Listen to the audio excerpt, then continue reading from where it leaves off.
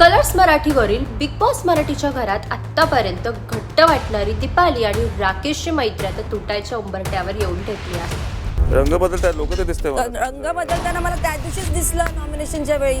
एकमेकांसाठी उभे राहणारे आणि प्रत्येक टास्कमध्ये पाठिंबा देणारे हे दोन सदस्य आता समोरासमोर भिडताना दिसत आहेत. नेमकं असं काय घडलं असेल या मैत्रीमध्ये की दुरावा निर्माण झाले? प्रोमोमध्ये दिसतंय की एका मुद्द्यावरून सुरू झालेला वाद आता हळूहळू गंभीर वळण घेतोय.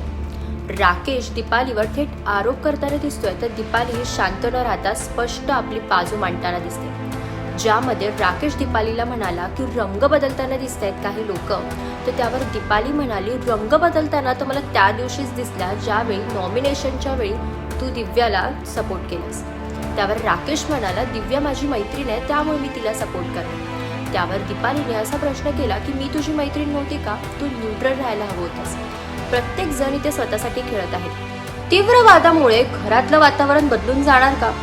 इतर सदस्यही यावर कोणती प्रतिक्रिया देणार का? ही मैत्री कायमची संपणार की या दोघांमध्ये पुन्हा मैत्री होणार का? हे पाहणं आता रंजकच ठरेल.